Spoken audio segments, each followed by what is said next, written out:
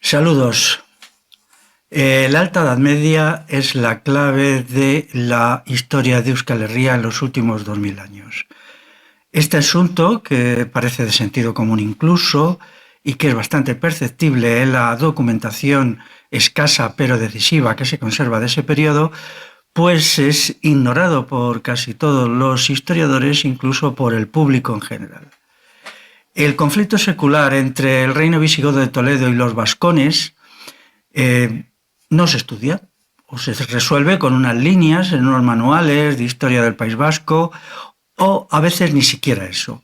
Quiero decir que aunque en mi ponencia escrita sobre esta materia uso la expresión vascones, luego me he dado cuenta que en realidad no es muy exacta, porque lo que convierte a los vascones en vascos es precisamente la revolución bagauda. Es decir, a partir del siglo V los vascones de manera natural se convierten en vascos. Pero bueno, con todo esto es un asunto menor.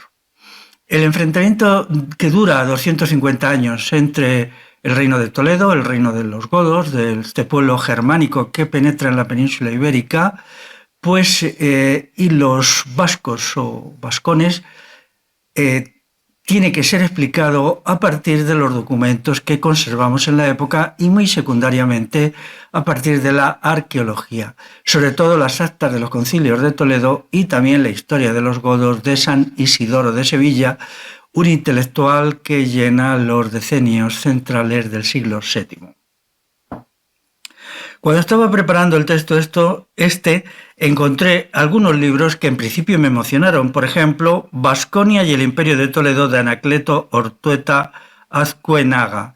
Pero una vez que los leí, es un libro de 1935, o sea, anterior a la Guerra Civil, pues me di cuenta que este hombre, Ortueta, no había comprendido lo que tenía entre manos, no entendía el significado, incluso de muchas citas que él pone, no todas, les faltan bastantes citas, de las actas de los concilios y de algunos otros textos menores que antes he citado. Por tanto, esta cuestión se quedó a un lado.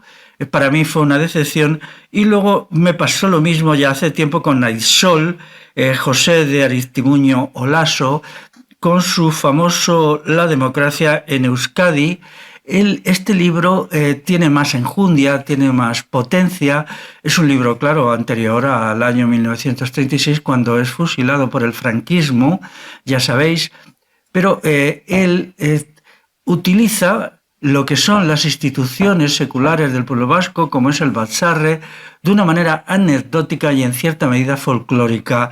Aisol, con toda su buena voluntad, que yo no le niego, él tiene en la cabeza la conversión de Euskal Herria en una formación social similar a Francia o a España. Es decir, él ha absorbido la teoría de la nación que surge de la Revolución Francesa y es de las revoluciones liberales y entonces ya no ve más. Es decir, esto le ciega, no se da cuenta que hay diferencias sustanciales, que la historia del pueblo vasco es muy singular, no capta esta singularidad que no se puede adaptar a lo que son sus enemigos seculares, porque Francia es la heredera de los francos y España la heredera de los visigodos. Entonces, encontrar en el enemigo remedio a los problemas del pueblo vasco, pues no parece muy inteligente, ¿no? Y luego, pues en la muerte del euskera, pues sucede lo mismo. Él no comprende las particularidades del euskera como una lengua de la revolución altomedieval, una lengua de la oralidad, una lengua sin Estado. No entra en por qué el supuesto Estado vasco de Navarra nunca usó ningún documento político, ni jurídico, ni administrativo. Todo esto es muy... Porque los estados sobre todo emiten documentos jurídicos, documentos políticos y documentos administrativos, a veces mezclados, ¿no? Pero si no hay un solo documento de esto, pues entonces ¿cómo puede ser el Estado de Navarra un Estado vasco, ¿no? Y estas cuestiones ni se las plantean. Por tanto, tenemos que ir al meollo de la cuestión, que es qué sucedió en la Alta Edad Media, cuáles son estos acontecimientos.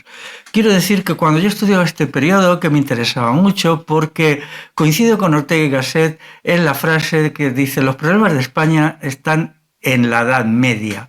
Yo lo entiendo así, sustituyo la palabra España por los pueblos de la península ibérica y lo entiendo de otra manera. Para él era el mal, era un mal y para mí en cierta medida pues es un bien, porque es un periodo mucho más progresivo, mucho más participativo, democrático, revolucionario, con el comunal, que el actual. Entonces, cuando yo estudiaba este periodo de la Alta Edad Media, este tiempo de tan escasa documentación, pues me sorprendía que los vascones hubieran sido capaces de hacer frente al reino visigodo de Toledo sin sufrir ninguna merma de su capacidad combativa. Al contrario, fue en esa lucha de 250 años que el reino godo, que los godos se desmoronan. A partir de mediados del siglo VII, del 650 en adelante, se desmorona. Es decir, hay un choque y hay un perdedor, claro, no un derrotado total, porque el reino visigodo luego tiene una artimaña, convertirse en Estado musulmán, pero sí hay una victoria clara de los vascos, o de los vascones, se quiere usar la terminología clásica. Esta cuestión me dejaba estupefacto, ¿no? Porque conocía que los godos habían derrotado al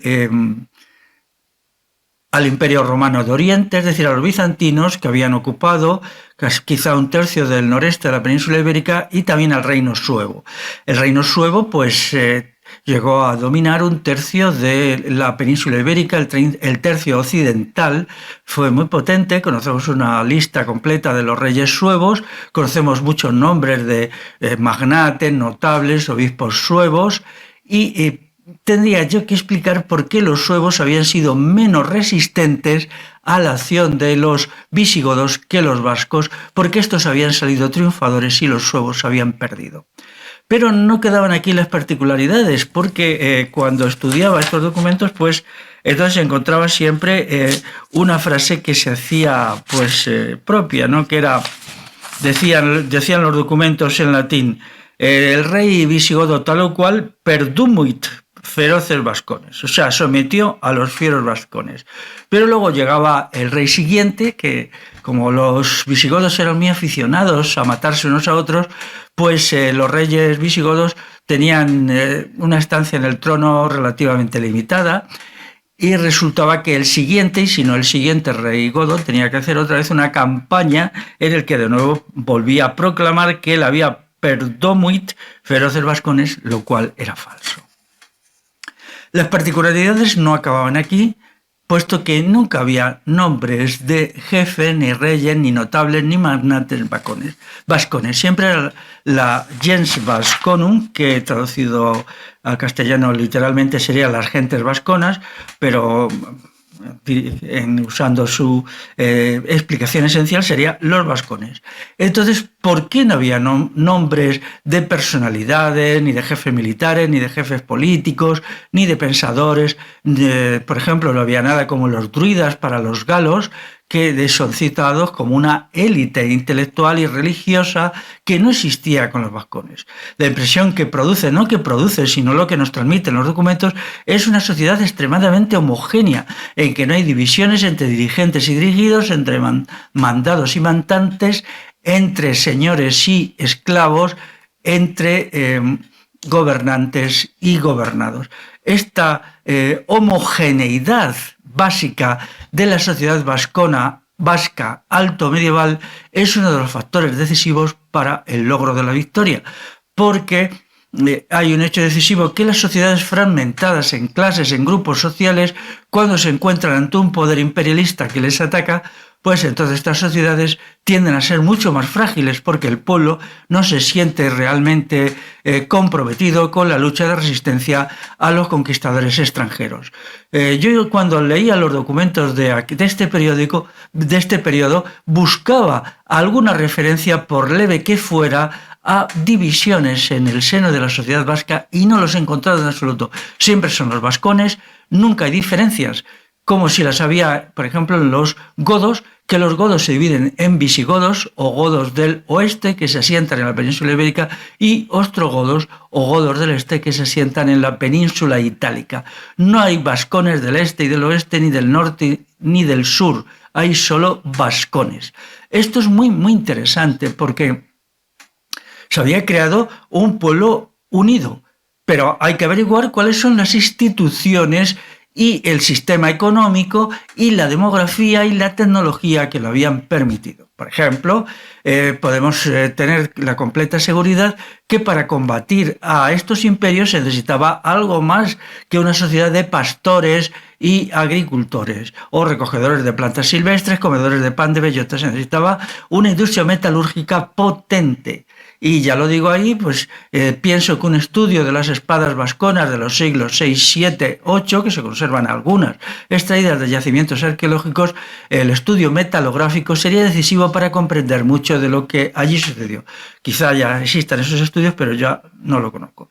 Respecto a la homogeneidad social de esta unidad firmísima, me dejó boquiabierto cuando lo estudié ya hace bastantes años los sucesos que tienen lugar en el año 653 en torno a la ciudad de Zaragoza. La ciudad de Zaragoza, digamos, era la retaguardia inmediata o incluso ya la primera línea de los visigodos en sus ataques a los vascones. Entonces hay una reacción vascona y atacan a Zaragoza en el año 653. Por algún motivo que no conocemos bien, hay una parte de los visigodos, encabezada por un tal Froya, que se une a los vascones para oponerse al rey Recesvinto de Toledo. Entonces conocemos el jefe disidente visigodo, pero no conocemos nada absolutamente de los nombres de los vascones, que tenían que tenerlos, porque claro, en la batalla no es posible poner en marcha sistemas asamblearios, sistemas participativos. Ahí es necesario un sistema unificado, que es el sistema de los adalides, bien conocido por nosotros a través de la lectura de los fueros municipales. Los foros municipales establecen que el armamento general del pueblo era la forma de organización militar de los pueblos ibéricos en la Alta Edad Media. El armamento general del pueblo excluía un ejército profesional y una policía profesional. Se basaba en un hecho elemental, que era: cada casa tiene que enviar un combatiente. El combatiente puede elegir hacerlo a pie o hacerlo a caballo. Si lo hace a caballo, estaban las yeguadas comunales que le proporcionaban monturas, y luego el basarre, en sus funciones de organismo gubernativo, designaba a un jefe militar anual que se llamaba adalid. No sé la palabra en euskera, pero en castellano se llamaba adalid. Y entonces la hueste concejil, la hueste municipal, se organizaba a partir del adalid. Si el adalid no era del gusto de la gente, era destituido al cabo de un año. Incluso se podía hacer algún ejercicio extraordinario de destitución y se designaba otro. Si se le consideraba un jefe militar competente, entonces podía ser elegido, pero siempre año por año, por mayoría de votos en la asamblea concejil. Entonces, la hueste vascona en la Alta Edad Media era una suma de huestes municipales. Esto no hay ninguna duda, porque así aparece en fueros, que los tenemos ya a partir del siglo X, pues tanto las vascongadas como en Navarra pues son relativamente abundantes, y aquí conocemos mucho porque la escuela medievalista de don Claudio Sánchez Albornoz, cuando él se exilia para huir del franquismo a Argentina, allí crea una escuela que estudia esto con bastante detalle. Entonces conocemos bastante de la organización militar de las milicias populares de los pueblos de la península ibérica. Luego, además, se ha publicado un libro en inglés en Estados Unidos hace 10 o 11 años que recoge mucho material. Bueno, el autor no lo entiende, suele suceder porque es un autor que hace pues corta y pega más, pero está bien el libro. Por cierto, preguntaos por qué 11 años después, me parece, o 12 ya, no ha sido traducido a ninguna de las lenguas de la península ibérica. Entonces, para comprender lo que era aquello, es decir, una sociedad sin divisiones sociales, perfectamente bien organizada en el terreno militar, con una economía pujante, con una demografía pujante, con una tecnología pujante, podemos ir a los fueros municipales, de los cuales hay bastantes en el siglo X. No voy a entrar en toda la problemática, que es mucha, de los foros municipales, que son, porque ninguno de ellos tampoco está escrito en euskera. Estas cuestiones tendrían que ser objeto de una intervención mía en otra época y tendría que entrar en sutilezas que ahora prefiero dejar a un lado. Lo importante es que allí tenemos todo esto, tenemos el Consejo Abierto o Basarre, la elección de cargos políticos, de cargos administrativos y de cargos militares a partir de la Asamblea. Pero luego también tenemos, que eso se ve bien en los foros territoriales, el de Vizcaya sobre todo, también el de Guipúzcoa, que todo esto se organizaba luego de la organización municipal local, se pasaba a la organización comarcal y de esta a la de cada uno de los territorios históricos. Y entonces se formaba un bloque verdaderamente unido y compacto, que es como aparece en los documentos cuando los leemos. También tenemos que tener en cuenta que no hay división entre territorios, es decir, que los vascones aparecen siempre como unificados al máximo nivel. Esto significa que los territorios históricos, los 7 territorios, tenían que estar unidos y que tenía que haber un organismo unificador. Y aquí tendría que haber una junta de adalides o jefes militares que probablemente designara para cada campaña militar a uno de ellos, pero siempre estando sometido a la designación o a la reprobación de esta asamblea de jefes militares, que a su vez respondía ante los bazarres locales de acuerdo con el criterio del mandato imperativo. Una cuestión muy interesante es que este armamento general del pueblo no tenía soldados profesionales, es decir, los adalides y la gente que combatía eran personas que tenían sus oficios, cualquier cosa, oficios de la artesanía, oficios en la agricultura o en la ganadería, y luego dejaban temporalmente estos oficios para cumplir por deber cívico, por virtud cívica, con estas obligaciones. Quiero decir que este sistema extremadamente democrático y participativo de organización militar fue muy eficaz, puesto que permitió no solo derrotar a los visigodos en el sur, sino a los francos en el norte. La batalla de Orreaga no tenemos que entenderla de una manera pintoresca, como unos vascones que con ondas y azconas, ¿no? Que esto es una palabra de origen euskérico, o sea, lanzas arrojadas, vencen a un ejército tan profesional, de soldados profesionales, de mercenarios, como era el de los francos. No, allí lo que se organiza es una estrategia para la campaña y en donde se va desgastando inicialmente al ejército de Carlomagno, que era muy potente, hasta que se le inflige una derrota fundamental. La batalla de Orreaga es muy importante porque es el golpe de muerte a las estructuras carolingias, o uno de los golpes de muerte del que ya nunca se recupera. Unos pocos años después, incluso sin haber muerto todavía Carlomagno, aquello ya no funciona. Es decir, allí ha muerto demasiada gente, el desprestigio es enorme, los gastos que se habían realizado para la campaña que había terminado con esta derrota era grande, y entonces podemos decir que los vascos liberan a Europa Central de un régimen brutal, zafio, destructivo, regresivo, como era el Imperio Carolingio, que no era nada más que el retorno a lo peor del mundo romano. Es decir, Carlomagno no era nada más que un imitador tardío del sistema de los emperadores romanos, incluso se llamaba Imperio Romano Germánico, tenía varios títulos, en fin, todo esto. Y esta quiebra de estas estructuras arcaicas, absolutamente podridas y putrefactas, que permite que suceda la batalla de Orreaga, van a hacer un renacimiento de Europa, que no es el renacimiento carolingio, que es un completo engaño, sino el renacimiento de Europa, que viene a través de lo que se llama la reforma de Cluny. En el siglo X ya es visible la reforma de este monasterio, Cluny, que está pues en la parte oriental del hexágono suroriental. Entonces va a haber un renacimiento que va a permitir pues a los pueblos centroeuropeos volver a ser ellos mismos y recuperar incluso ciertos elementos de soberanía popular y autogobierno, que los vascones lo tenían mucho. Podemos decir que la batalla de Orreaga expande los logros de la revolución bagauda hacia el centro de Europa, y eso sucede a través de un hecho militar preclaro, que es Orreaga, donde conocemos mejor la actuación de las milicias concejiles y su eficacia combatiente es en la batalla de Simancas.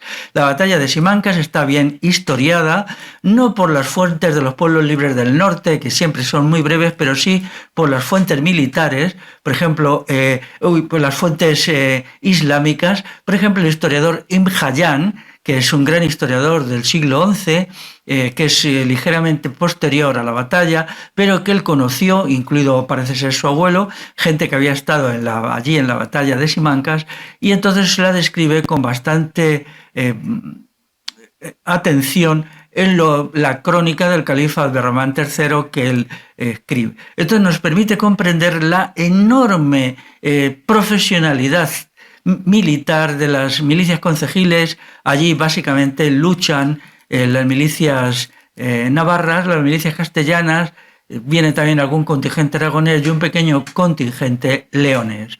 Pero vamos, el peso fundamental de la batalla es a cargo de los navarros y los castellanos. Quería decir algo en relación con esto, que es lo siguiente. Nosotros estamos acostumbrados a pensar en términos de 7 territorios históricos, pero en realidad si nos volvemos al siglo VII, yo me atrevería a decir, con toda la precaución que hay que usar en estos asuntos, que en realidad eran 9. Estaban los 7 conocidos, pero había 2 territorios más. Uno era Aragón-Sobrarbe, que yo siempre he dicho que es la Euskal Herria del Este, y otro era Castilla-Rioja, que era la Euskal Herria del suroeste. Entonces estaban ahí los 9 territorios, es decir, en la lucha contra los vascones, contra los visigodos, estaban estos territorios ahí juntos, estos unidos, y esto es lo que le da la gran eficacia y la gran fuerza demográfica. La gran fuerza demográfica, además de las instituciones como es la Cholorra, como es una economía muy potente y como es el sistema vecinal, de ayuda mutua, porque es una ayuda mutua vecinal que es algo maravilloso. Yo lo he estudiado bastante esto, y que permite que no se destruya la sociedad vasca. Quiero decir que el momento más crítico para mí en la Alta Edad Media es el siglo IX, y quien está a punto de destruir a los vascos completamente es la agresión musulmana. La agresión musulmana, sobre todo a partir del 850, es decir, la segunda mitad del siglo IX, está a punto de eliminar completamente a los vascos. La lucha es tremenda, sobre todo cuando en las fuentes musulmanas te das cuenta, aunque son imprecisas, las historias musulmanas son muy imprecisas, ellos no conocían bien lo que tenían delante, y además al mismo tiempo lo citaban mal. La lengua árabe es muy complicada y no se adecuaba bien a referirse a sitios de lugares y a fechas respecto a lo que contaban. Pero bueno, con ese margen de error que nos damos podemos entender lo que estaba sucediendo. Así pues, explicar por qué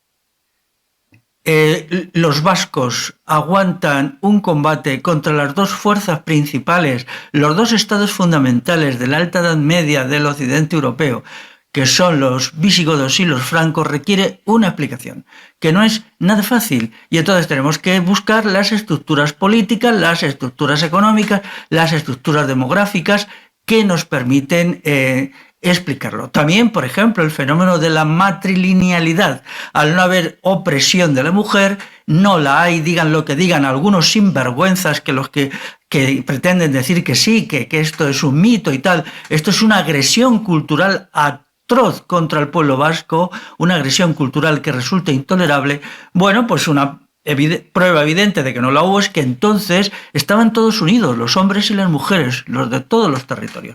Solo hay una excepción que confirma la regla, que es en Iparralde. Sí, leyendo con cierta atención las crónicas o los documentos de los francos, parece que hay un sector de los vascos del norte que busca una especie de alianza con Carlomagno, incluso parece que hay un acto de alianza entre algunas élites de allí, unas élites vascas y Carlomagno. Es un asunto difícil de explicar, pero también es verdad que Carlomagno, cuando viene, se lanza contra los vascos del sur. Es decir, lo que hace es una expedición a Zaragoza en un intento, pues digamos, de infligir una derrota total, incluso una carnicería de tal calibre que dejará a los vascos exhaustos demográficamente. No lo logra, lo que consigue es ser derrotado. Supongo que se podría investigar más lo que sucede allá al otro de los Pirineos, en Gualde, así se dice, o sea, en la Euskal Herria, no, esto es la Euskal Herria del Sur, en Iparralde sucede algo que debe ser investigado, pero por ahora lo dejamos aquí, ¿no? Hay algunas cuestiones curiosas, por ejemplo, que, bueno, no quiero dejar de señalar, ¿no? Porque son una auténtica pasada, ¿no? Cuando los historiadores españoles, me refiero españoles, no así cualquier cosa, ¿no? Entonces se ponen a hacer los orígenes de Castilla. Para ellos Castilla no les interesa, el pueblo castellano son simplemente pues sus masas de maniobra, su carne de cañón, y entonces empiezan a estudiar el Estado castellano. Entonces el Estado castellano es una construcción, también aparecen los primeros síntomas en el siglo X con los condes castellanos, y entonces hacen una negación de lo evidente. Si nosotros estudiamos Castilla en el siglo X con Fernán González, con su hijo y su nieto, y luego hasta que llegamos ya al primer rey de Castilla, que es Fernando I, hijo de Sancho III el Mayor de Navarra, lo que encontramos perfectamente que para entender Castilla y para entender sobre todo la formación del Estado en Castilla hay que acudir a Navarra. Es decir, todo esto, la sociedad castellana no es más que una variante de la sociedad vasca que hay un momento que rompe, porque los condes castellanos, Fernán González y tal, son en realidad vascos. Nacen en territorios donde entonces el euskera era la lengua dominante, no hay más que leer incluso en fechas más tardías las poesías de San Millán de la Cogolla, de Gonzalo de Berceo, donde bueno, pues aparecen muchas palabras euskéricas, y esto que ya es más tardío. Entonces, ¿eso qué quiere decir? Que si se escribiera la historia verdaderamente correcta del Estado castellano, habría que derivarlo del Estado de Navarra y no, como se ha hecho siempre, del Estado asturiano. Es decir, aquí la patriotería y la historiografía española empieza con Don Pelayo, pero Don Pelayo da origen al reino de Asturias, al reino de León, y eso se queda ahí. No es el reino de León el que da origen a la corona de Castilla, al Estado de Castilla. No, el reino de León, aunque luego se fusionan las coronas, pero es siempre el reino subordinado. El potente es el reino de Castilla, y el reino de Castilla tiene un origen en el núcleo central. En el núcleo central, que es todo el núcleo vasco en sus derivaciones y degeneraciones estatales.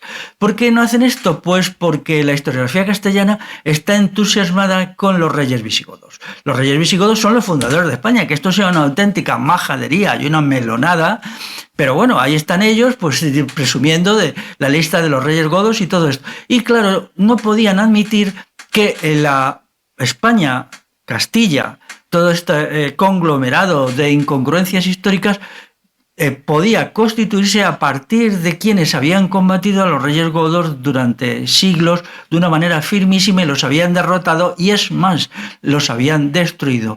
Así pues, sin pensárselo dos veces, constituyen una justificación de los orígenes a partir del Reino de León, que esto es incongruente. Bueno, no quiero seguir por aquí porque esto es caótico, espero que lo hayáis entendido, ¿no? Pero lo que importa es el problema de la resistencia de una sociedad extraordinariamente homogénea, unificada.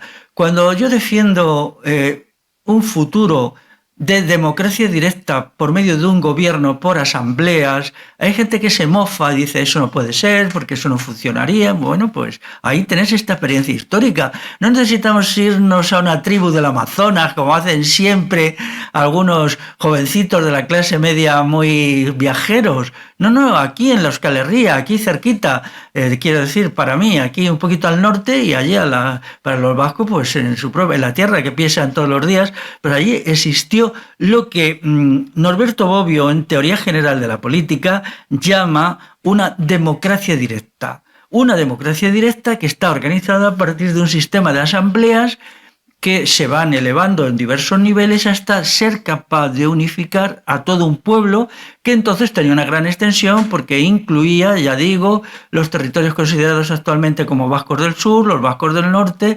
Aragón y Castilla. Todo esto está unido y esto permite un combate interesante y vencer a nada menos que 4 enemigos. Primero, derrotan al Imperio Romano, los bagaudas combaten al Imperio Romano, aunque militarmente a quien vencen es a los visigodos, pero los visigodos en ese momento aparecen todavía como mercenarios financiados por los romanos. Luego ya los visigodos toman el poder en lo que se llamaba Hispania y se convierten en su propio aparato estatal. Luego están los francos en el norte, que también es un pueblo germánico que entra, y luego finalmente en el sur los visigodos se hacen musulmanes. Witiza y sus hijos, y entonces pues la mayoría de ellos, y sucede que también, aunque ya en una situación desesperada, esto se lee bien entre líneas en las fuentes musulmanas, pero todavía consiguen soportar. Entonces, lo que había sido un núcleo homogéneo en el combate contra los pueblos germánicos invasores, germanos, francos y visigodos, contra el Islam andalusí ya es diferente. ¿Por qué? El Islam andalusí lanza una embestida descomunal. Tenía una capacidad enorme. Sabéis que aquí ellos se valían del oro de Sudán, traían el oro de Sudán, podían comprar enormes cantidades de esclavos que los incorporaban a sus regimientos, por ejemplo, eslavos sobre todo, traían un montón de eslavos, tenían también regimientos en el norte de África, y al mismo tiempo también tenían algunos regimientos de negros.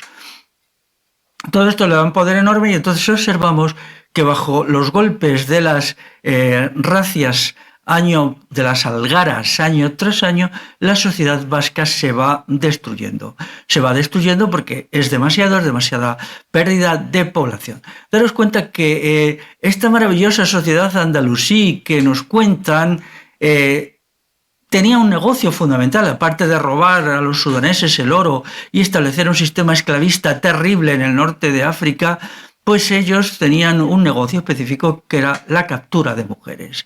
La captura de mujeres en la península ibérica era su gran negocio. Ellos las capturaban, sobre todo las mujeres rubias, más que mujeres niñas, pongamos la edad media preferida, era entre los 10 y los 12 años, eran trasladadas a los mercados de esclavos del sur, Sevilla, Almería, parece que el de Almería era muy activo, Málaga, y allí venían gente de todo el Mediterráneo musulmán para comprar estas mujeres. No me estoy refiriendo a unas docenas, no.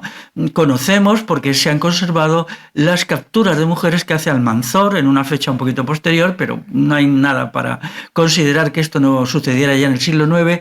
Y entonces, por ejemplo, la campaña de Almanzor de 2 años en Cataluña consigue capturar 70.000 mujeres. Pero vaya, de sus campañas me parece que una en los territorios vascos son 19.000 mujeres en un verano. Daros cuenta que año tras año esto estaba destrozando demográficamente a la Euskal Herria de entonces, porque estas mujeres pues no eran madres allí. Y entonces pues la población se iba envejeciendo y tal. Luego estaban los muertos en combate, la devastación de las cosechas, la destrucción de infraestructuras, poblaciones, todo esto. Entonces observamos que si nos tomamos un año, por ejemplo, el año 900, por poner una fecha, Euskal Herria se está desintegrando bajo estos golpes descomunales. Quiero decir que efectivamente son los vascos los que son víctimas principalmente del poder militar andalusí, no los asturianos, no los gallegos, no los catalanes, son este conglomerado de los vascos, o sea, vascos actuales, castellanos y aragoneses los que sufren el golpe. Hace poco leía un texto de un viajero musulmán proveniente de lo que hoy es Turquía, que se llama a ver si lo tengo por aquí, Habqual. Entonces Habqual escribió un libro que se llama Configuración del Mundo. Él está aquí a mediados del siglo X, o sea, un poco después de la batalla de Simancas, y lo dice, el poder del califa se dirige mucho contra los pueblos, a veces les llama vascos, otras veces les llama gallegos, no estaba él muy seguro de lo que estaba aquí sucediendo, al fin y al cabo llevaba poco tiempo aquí en la península ibérica, que le impiden el acceso a Europa, es decir, a Europa central. Y entonces, claro, cuando Roncesvalles y todos estos pasos del Pirineo occidental eran los deseados. Y como los vascos estaban allí, pues aquí la pugna es feroz. También porque los califas entendían que tenían que librar una batalla de exterminio contra quienes llevaban tantos siglos resistiendo a los diversos poderes del sur y no habían sido derrotados nunca.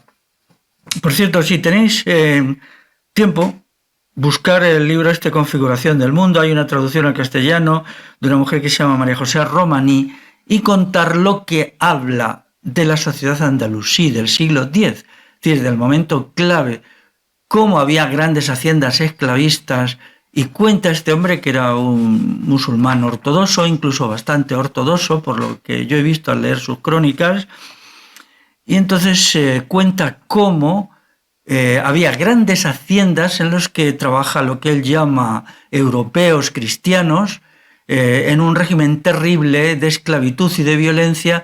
Y cuando se sublevaban, la costumbre del califato era exterminarlos a todos. Y él insiste, todos, hasta el último hombre, hasta el último.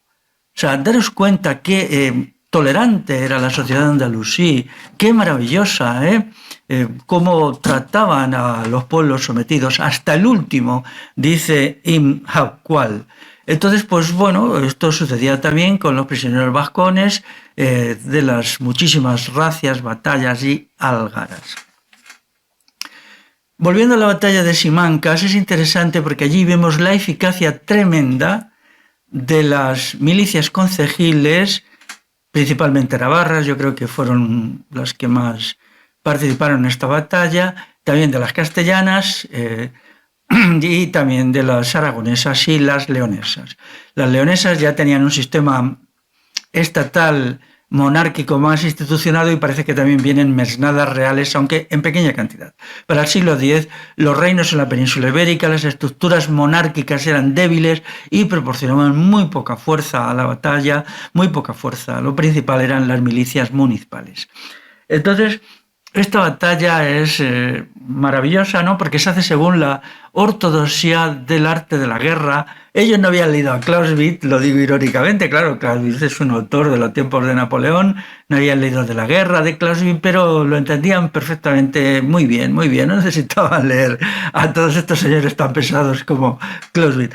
Entonces, cuando Alderman III hace una entrada al norte del sistema central, con el objetivo de capturar lo que él necesitaba imperiosamente, que eran mujeres de los pueblos del norte, para venderlas en toda la cuenca mediterránea a los arenes, que se las pagaban en oro y en plata.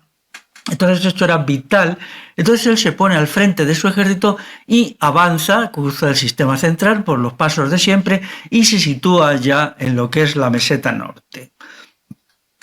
Hasta hace muy poco se decía que había dirigido a 60.000 hombres, la mayoría de ellos mercenarios, soldados profesionales, eslabones, como se decía en las crónicas, o sea, eslavos, norteafricanos, sobre todo esto y también algunos regimientos de negros. Los soldados andalusíes eran muy malos combatientes porque ellos odiaban a sus opresores, a sus dominadores musulmanes, y se fiaban muy poco de ellos. Alderman III casi nunca los reclutaba y los tenía simplemente como fuerzas auxiliares, pero a los tres sectores anteriores sí eran bastante combativos. Hasta ahora se decía que eran solo 60.000 soldados, pero leí hace poco una revisión de las condiciones de esta batalla y ya dice que eran 100.000. 100.000 soldados profesionales, wow, no está mal. Entonces lo primero que se hace es fijarlos en un punto que es precisamente Simancas. Si habéis estado a Simancas, y no os recomiendo que vayáis para que os hagáis una idea de cómo fue la batalla, no me refiero al castillo de Simancas actual, que es una obra del siglo XV, sino me refiero más bien a la población de Simancas, donde había una fortaleza. Entonces lo que se hace es fijarlos allí para hacer una operación de desgaste en el verano, con el fin de que vayan agotando sus vituallas y también vayan perdiendo su capacidad de movilización al no poder buscar pues forraje y alimentos para sus caballos. Para eso se necesitaba que la gente de Simancas resistiera desesperadamente y se logra. Se les había ordenado a los adalides correspondientes y a las tropas combatientes del interior que tenían que resistir mucho tiempo. Mucho tiempo significa semanas. Ellos resisten y resisten todos los asaltos de las máquinas de guerra andalusíes, también desde una posición privilegiada porque aquello es muy escarpado, pero aguantan sin rendirse y tampoco sin dejarse matar. Cuando ya está relativamente desgastado el ejército andalusí, lo que se hace es una operación de cerco del campamento, se les cerca. Se les cerca un campamento muy potente, imaginaos 100.000 combatientes metidos en tiendas y se les cerca de una manera muy eficaz, ¿no? De tal manera que los intentos de romper el cerco van fracasando. Entonces esto ya provoca una situación de ansiedad y de temor en los andalusíes que se encuentran que han caído en una trampa. Pero claro, el lanzarse al asalto del campamento hubiera significado una gran cantidad de bajas en los combatientes de los pueblos libres del norte, hubieran muerto muchos. Y entonces lo que se hace es un ardid que aparece en muchos libros de estrategia militar, que es se deja un punto débil intencionadamente en el cerco al campamento musulmán por el sur, exactamente por el sur. Pronto los musulmanes descubren que por ahí pueden escapar. Entonces, se les sigue presionando con la intención efectivamente de que rompan, entre comillas, el cerco por el sur y escapen. Hay, al parecer, un asalto muy fuerte, en donde Abderramán III pierde los papeles, se porta como un cobarde, como un completo cobarde, y no sabe qué hacer. No es capaz, en el pánico, de ponerse la armadura, ni recoger su edición del Corán que te usaba en su tienda. Entonces son sus propios oficiales, su guardia personal, los que malamente le montan a caballo y le explican que el ejército está perdido, que no pueden soportar los ataques tan fuertes de las milicias concejiles y tiene que escapar por esta brecha abierta en el sur. Entonces, por esa brecha del sur irrumpen docenas de miles de soldados en desbandadas.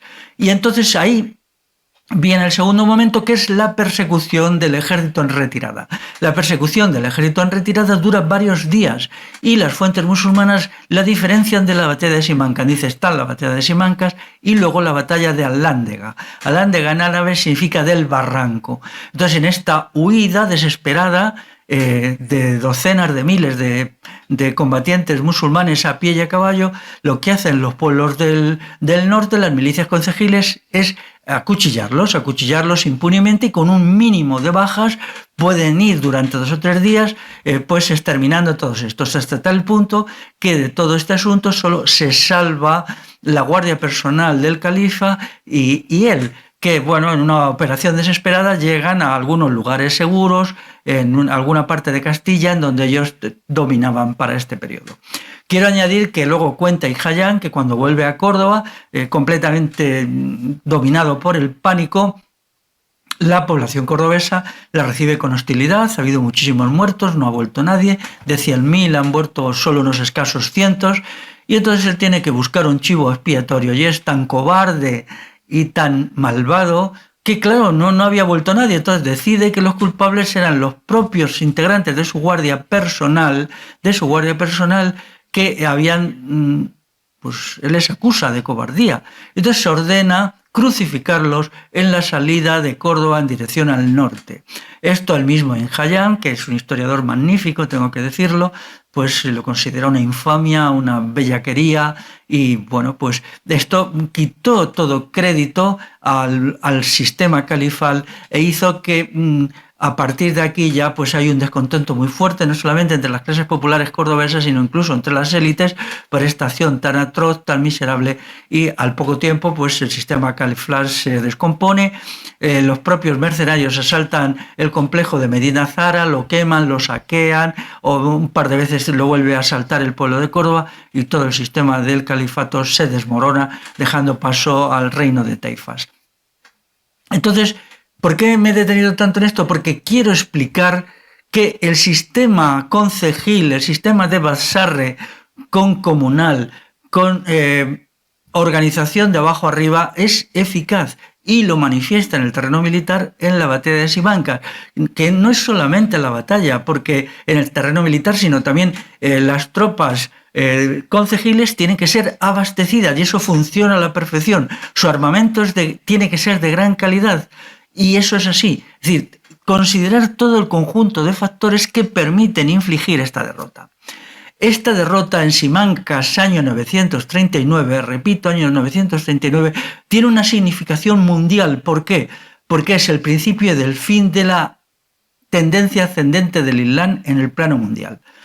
Es decir, el Islam, que estaba dominando partes muy importantes, pues aquí ya encuentra que se ha creado una sociedad que es capaz de vencerles en buena lid, es decir, en una batalla a pecho descubierto, derrotarles, empujarles hacia el sur y demostrar su superioridad en todos los aspectos, en el aspecto organizativo, en el aspecto económico, en el aspecto tecnológico, en el militar, en todos.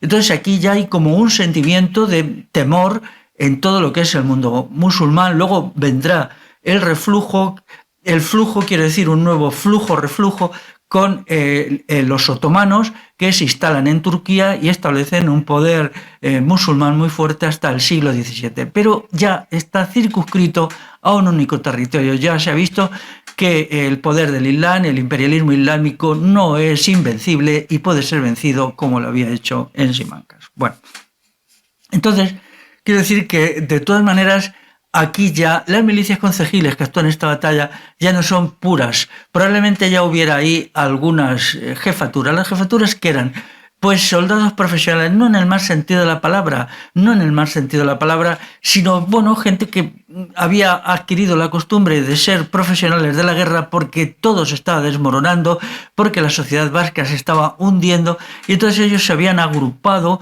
para vivir profesionalmente porque no quedaba otro remedio, porque año tras año había que combatir. No era como en el periodo de los visigodos, en los cuales podía haber 7, 8 años de paz y entonces la sociedad se podía recuperar. Pero aquí no, era año tras año de agresiones violentísimas en unas condiciones muy excepcionales. Esto lleva directamente a la constitución del Estado en Navarra y también del sistema señorial en Vascongadas, pero hay un periodo de transición. Yo en otro texto mío, al estudiar el Foro General de Navarra, digo que no es posible detectar estructuras de Estado en Navarra hasta ya muy avanzado el siglo X y en realidad hasta el siglo XI. El primer rey, el único rey que para mí se puede considerar como un rey de verdad, incluso todavía con un sistema de poder muy débil, es Sancho III el Mayor, que ocupó la primera mitad del siglo XI. Y estamos hablando, él en realidad es 200 años posterior a la batalla, 100 años posterior, me estoy liando, a la batalla de Simancas. Pero bueno, hay aquí un periodo de transición que es realmente interesante. Bueno, entonces de todo esto, lo que yo quería demostrar, aparte de estudiar la historia de Euskal Herria, que a mí me entusiasma porque me parece modélica, es cómo puede funcionar una sociedad autogobernada por asambleas, con una economía potente y hacer frente a los diversos imperios, a los 4 imperios más importantes de la Alta Edad Media europea y salir victoriosa. ¿Victoriosa por qué? Porque sobrevivió, simplemente sobrevivió. Es decir, en el siglo XI ya no había un peligro inmediato, Euskal Herria había dejado de estar en peligro, ya no había un problema ya no era una lucha a vida o muerte, ya, bueno, pues los francos habían desintegrado, habían pasado a ocupar un sitio en el basurero de la historia, los musulmanes estaban ya por debajo del sistema central y ya Euskal Herria vivía sin amenazas. Tuvo todavía que participar en la batalla de Navar de Tolosa en 1212, pero eso ya era lejos, ya estaba muy lejos.